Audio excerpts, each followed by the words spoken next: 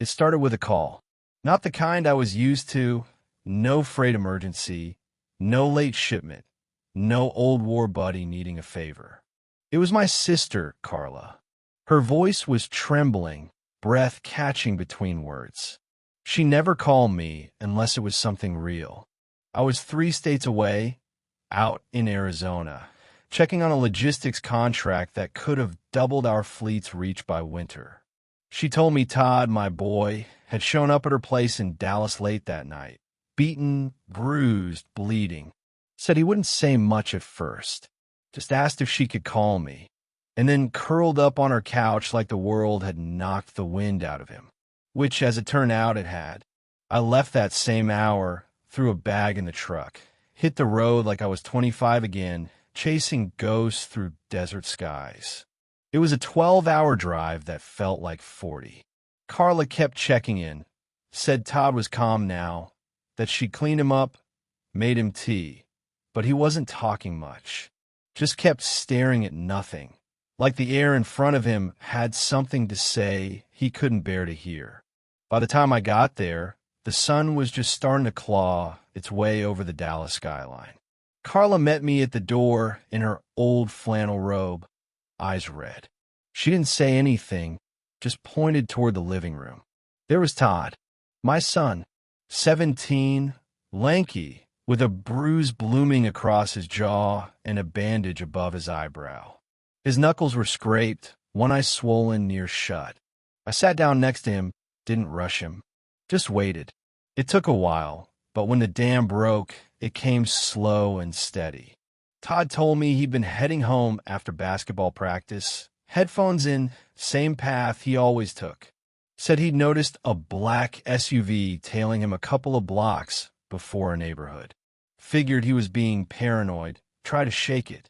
But they caught up near the creek path, just 3 blocks from our front door.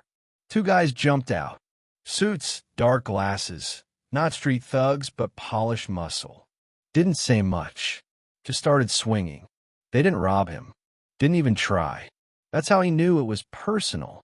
They beat him, held him down, told him to forget what he saw. He hadn't seen anything, not then. But the message was clear. Someone was watching. Someone didn't want him coming home. He limped the rest of the way to Carla's, left a trail of blood down her front steps. Told her he couldn't go home. Not with Mom there. Not after what he'd seen a few nights before. Allison, my wife, wrapped up with a man named Sam in the living room. Todd had come home early from study group, walked in and caught them like something out of a bad movie. And they hadn't even looked guilty. Sam had smiled, like he owned the place. Allison told him not to tell me, that it was complicated. But now it wasn't complicated. It was war.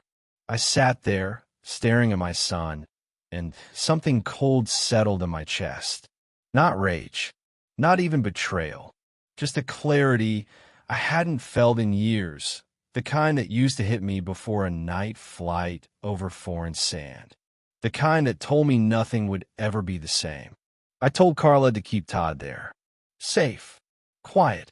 Then I stepped outside, dialed a number I hadn't used in a decade. A voice answered, gravelly, cautious. "Tony," he asked. "Yeah," I said, my voice flat as steel. "I need your help." And that was all he needed. He'd be on a plane before lunch. Because I wasn't going to the cops. I knew how deep this ran. If Sam had muscle on the street, he had roots in places the law couldn't reach. No, I need something different. Something older, cleaner, deadlier. Something I used to be. The drive back from Carla's was short, but I took my time, watching the city wake up through the windshield. Dallas in the early morning is a strange thing. Half asleep, half hungover, the skies still bruised with the last of the night. I passed familiar places, every corner tied to some old memory. The bait shop where Todd and I used to grab worms before sunrise fishing trips. The diner with the burnt coffee and perfect pancakes, where Allison used to read the Sunday paper and pretend we had more time than we did. I rolled past them like a man, sliding through a dream that no longer wanted him. The house came into view slow, rising over the hedge like a ghost. White shutters, freshly trimmed lawn.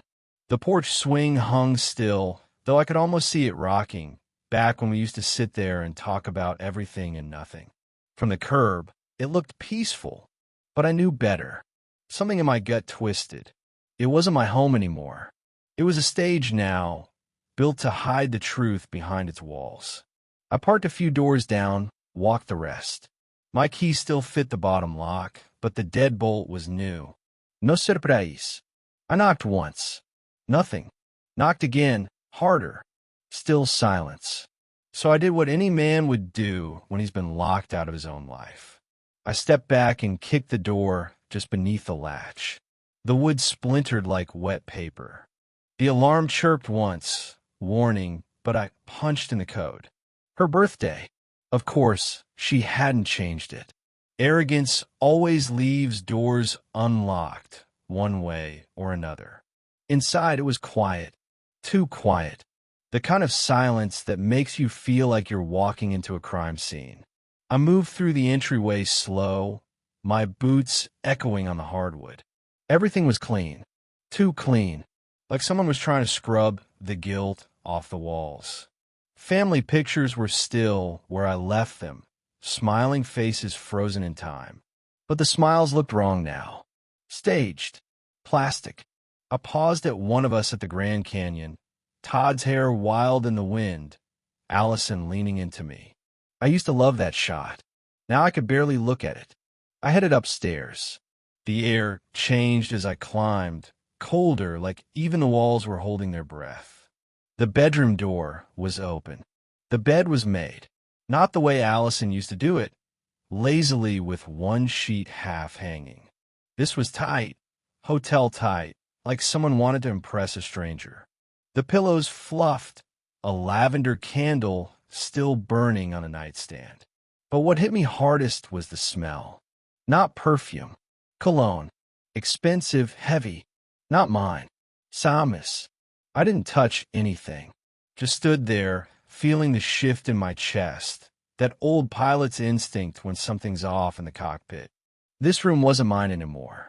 It belonged to a man who'd never earned it. Down the hall in the office I once called mine, I found the real damage. Middle drawer. Locked, but not well. I popped it with a flat head from the junk drawer. Inside were folders, legal papers, spreadsheets, notes. Divorce filings I'd never seen. Signatures forged. Financial transfers prepped. My name on lines I never signed. Debts I didn't know, suddenly pinned to me. Property movements. Power of attorney drafts. All of it methodical, like a war plan written in cursive. Allison's name was on every page, alongside Thomas. They were trying to bleed me out. Not just leave, but take everything. Strip my company, flip the assets, dump the debts on me, and vanish. A clean exit for them. A death sentence for me. And they were close. Damn close. I didn't yell. Didn't throw anything. I took photos. Every page. Sent them to an old encrypted drive I hadn't used since Afghanistan. My hands didn't shake once. I was past shock. Past hurt. What I felt now was the steel of purpose. Cold. Heavy. Familiar. I left the house the same way I came in. Front door wide open. Let them know I'd been there. Let the silence do the talking. By noon, I was sitting in a dark booth in Oak Cliff, beer untouched, napkin covered in names and arrows. Every operation needs a map. And this was going to be the cleanest takedown of my life. Because this wasn't about love anymore. This was war. And I never lost a war. You ever feel the moment the world shifts under you? Not like an earthquake. No noise, no rubble. Just a soft snap inside your chest. That's what it felt like the night I pieced it all together. Not the betrayal. I'd already swallowed that pill. No. What cut deeper was realizing Allison and Sam weren't just cheating. They were building something. Something that required my name, my assets, and my silence. And I almost got all three. I drove back to my warehouse on the edge of town. It's not much: corrugated steel, old coffee machines, and a bulletin board full of outdated permits. But it's mine. Or it was. Until I started digging through the business bank accounts. The numbers didn't lie. Invoices I'd never signed. Vendor payouts to shell companies with familiar addresses. Names I didn't recognize on the payroll. Someone was bleeding us dry, slow and clean, like a skilled butcher.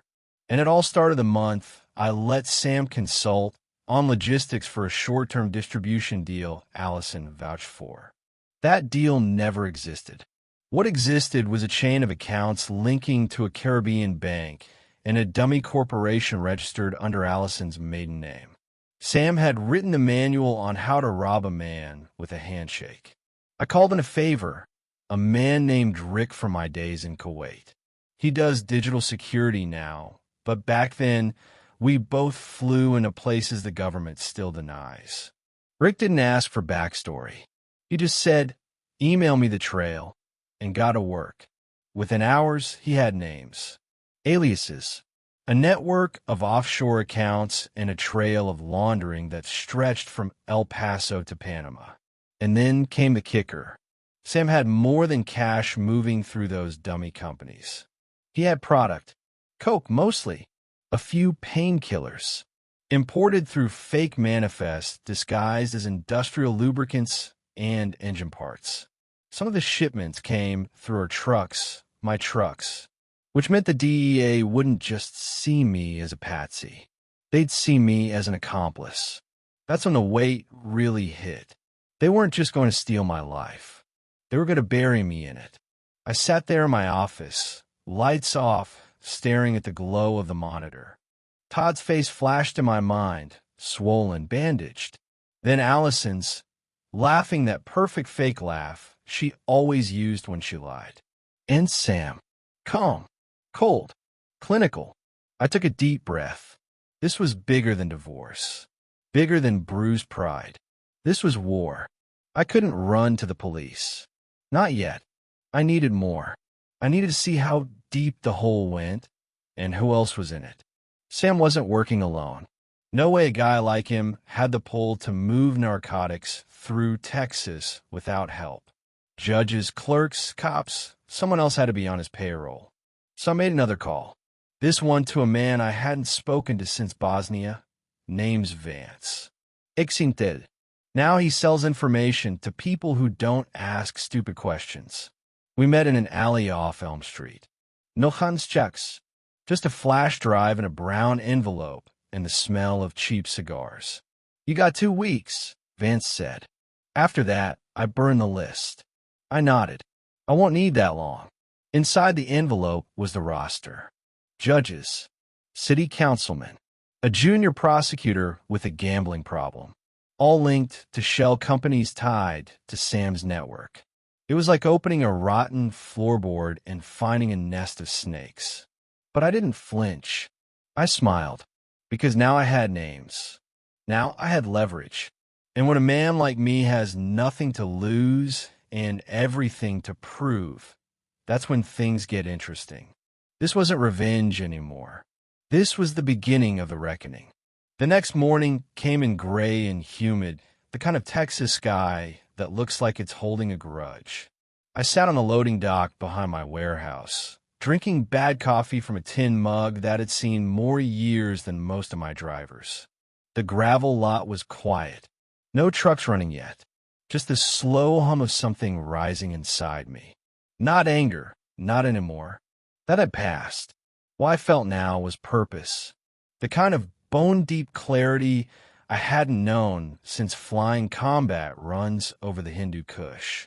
I'd spent most of the night connecting the dots, scribbling notes across a long table under the office fluorescents. Every name Vance gave me had a story, a pattern. Judge Taylor had dismissed 2 narcotics cases tied to a shipping lane I'd never approved.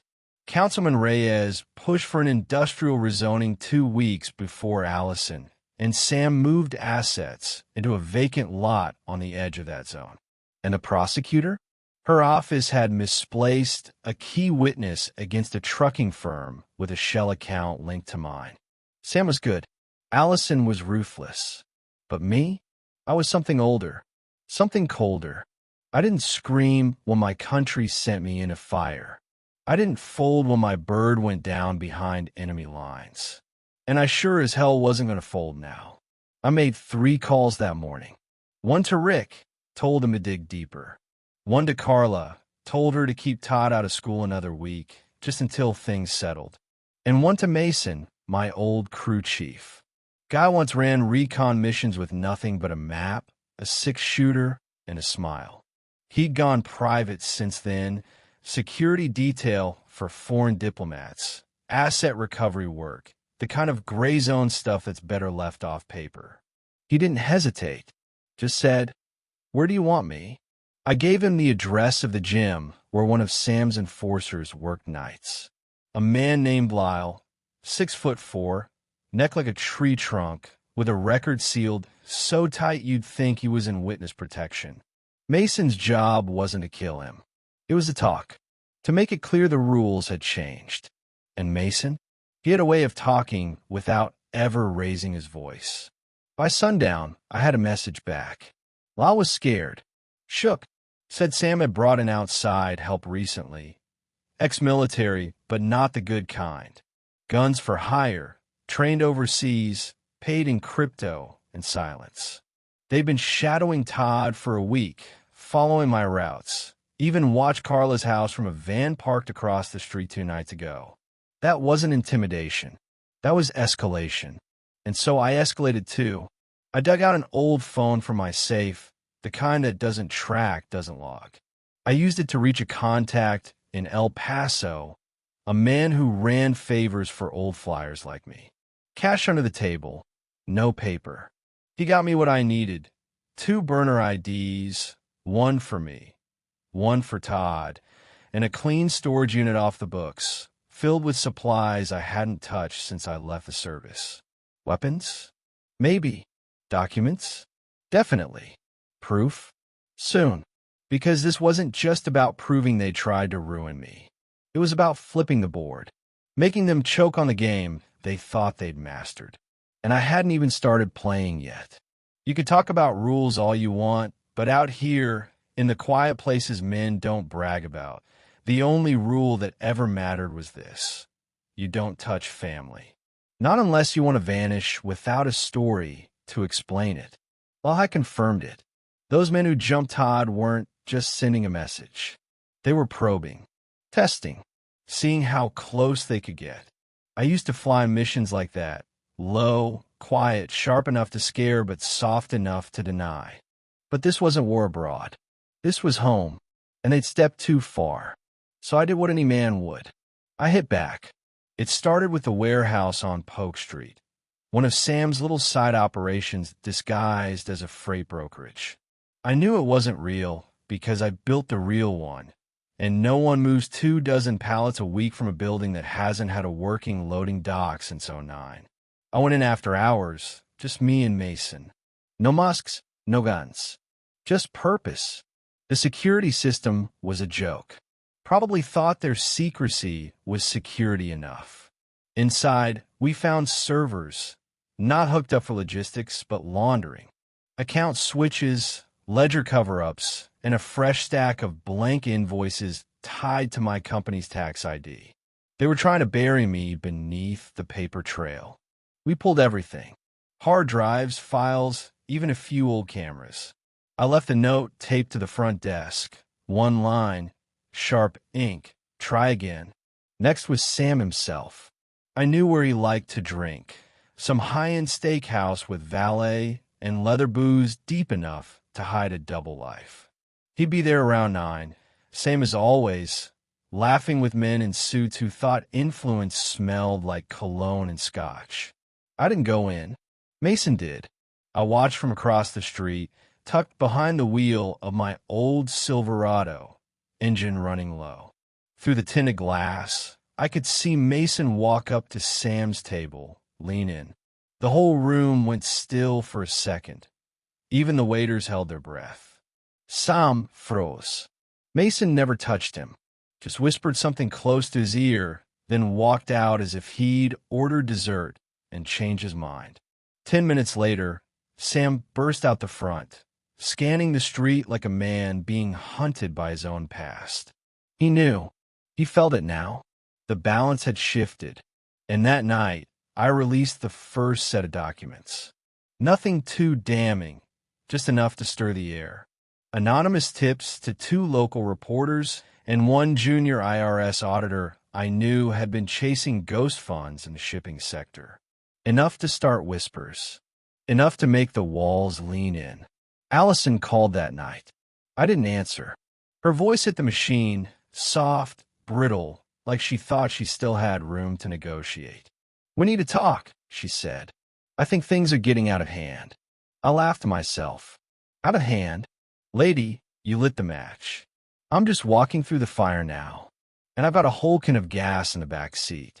I always believed in letting a man dig his own grave.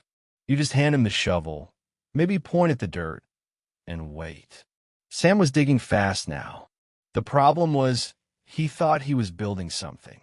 That's the danger of ambition without fear. It makes men reckless. After I hit the warehouse and let the first leaks fly, I laid low. Not because I was hiding, because I wanted to see who'd blink, who'd start to sweat. I monitored the news.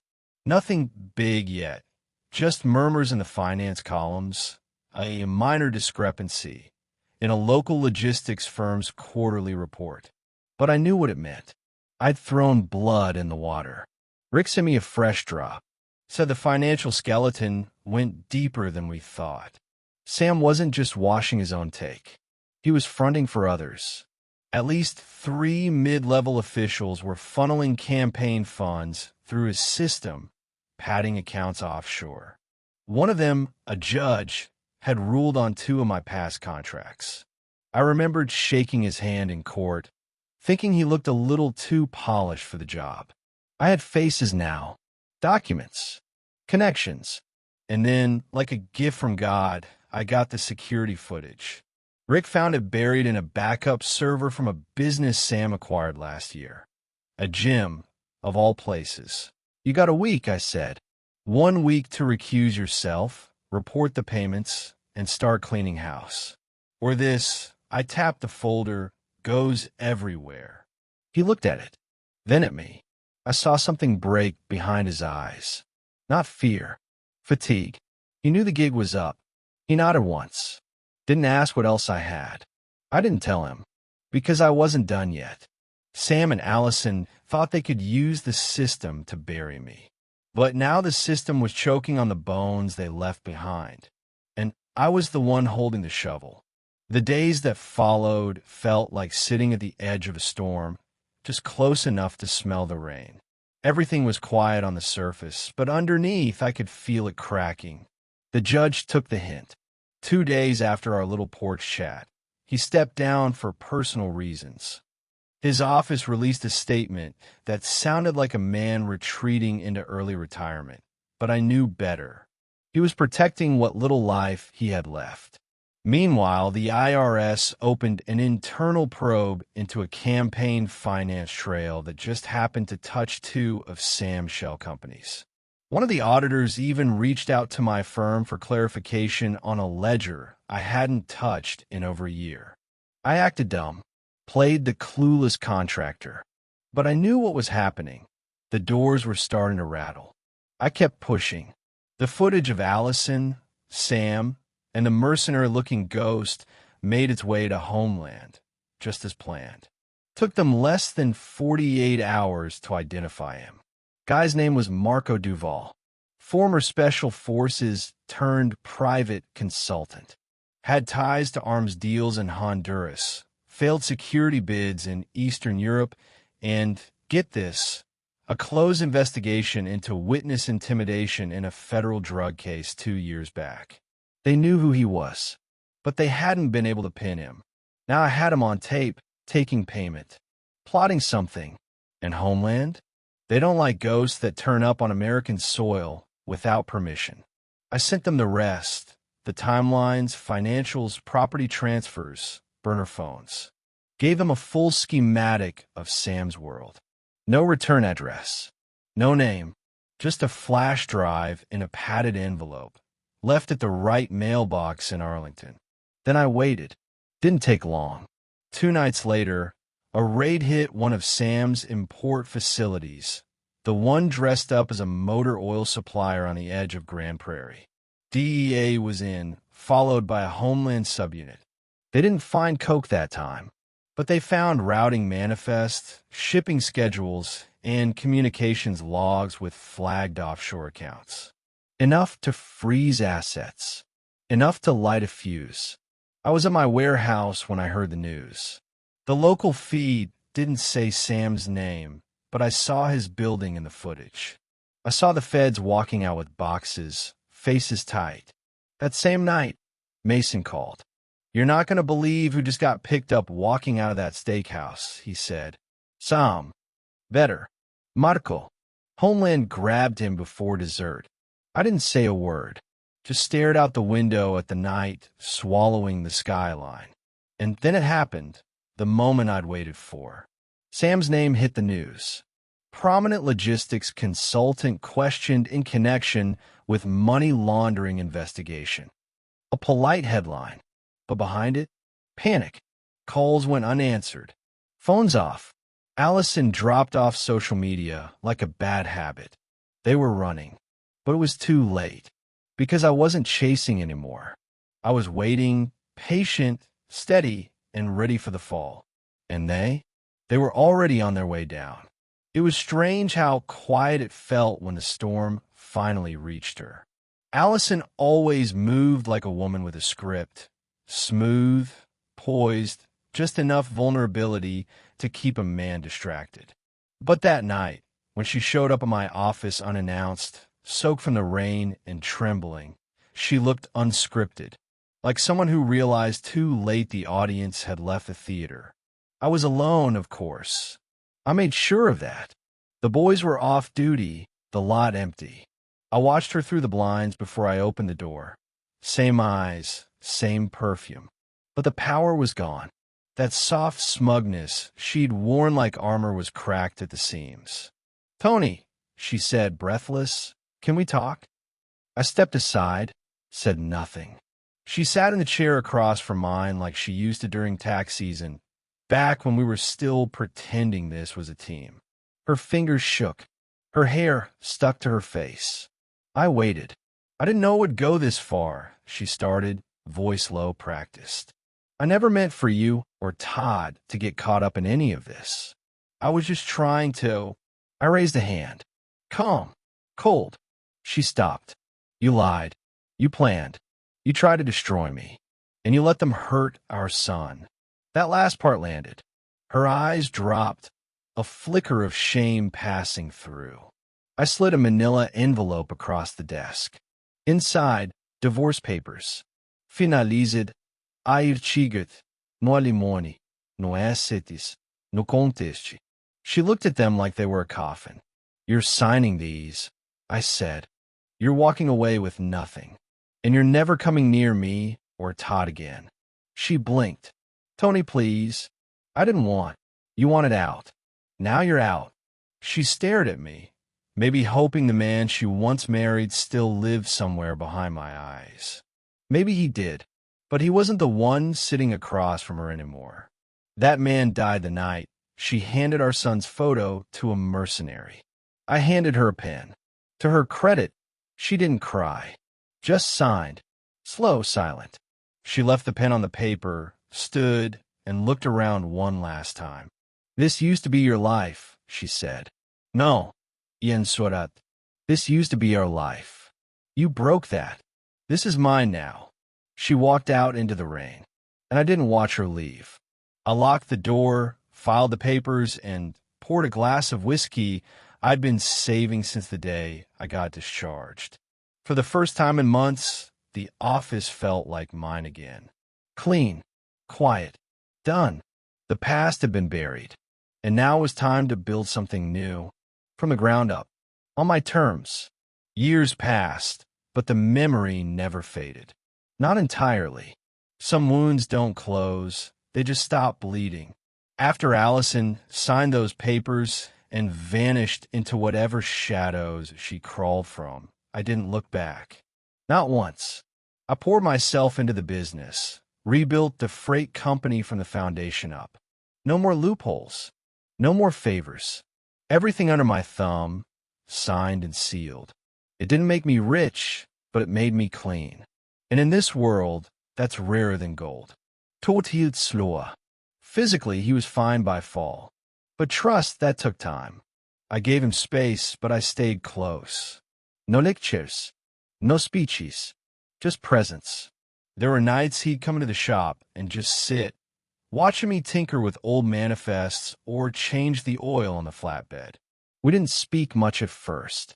Just the hum of work, the steady rhythm of something honest. But over time, something shifted. He started asking questions, not about the past, but about the system, the law, the kind of men who twist it for profit the way Sam did.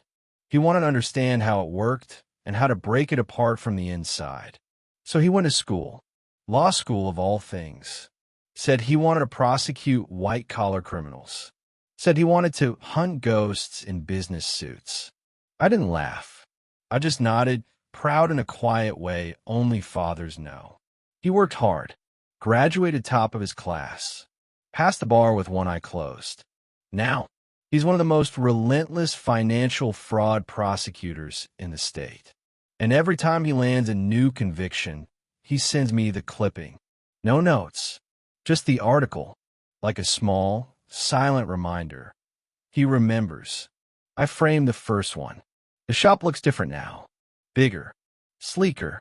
We've expanded into short-haul air freight, a nice bookend to my time in the cockpit.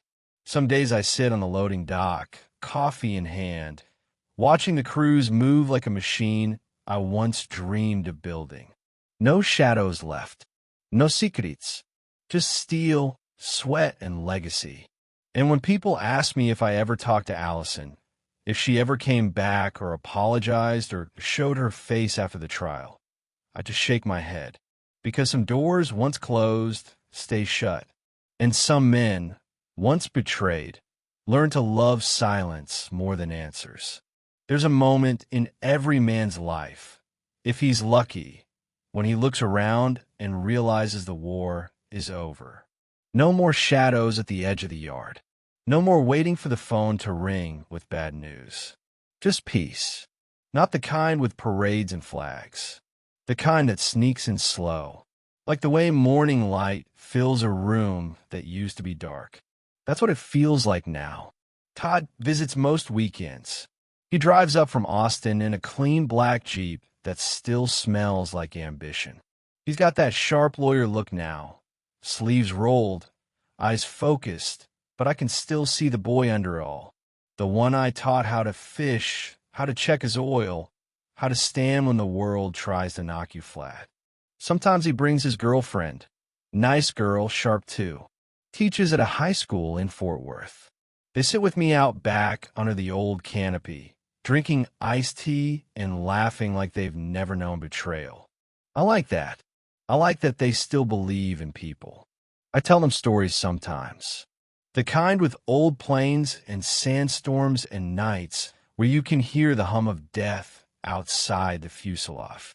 They listen, not for the thrill, but for the silence between the words, the parts one don't say. Todd knows. He was forged in that silence. And maybe that's what made him so damn strong. The business? It's doing fine. Better than fine. I kept it lean, local, and honest. After the smoke cleared, clients respected me more, not less. They saw what I'd survived, what I'd built again. Integrity's a quiet thing. It doesn't sell ads, but it fills your books year after year. I hired a few veterans, men like me who came home with fires still burning, but nowhere to put it.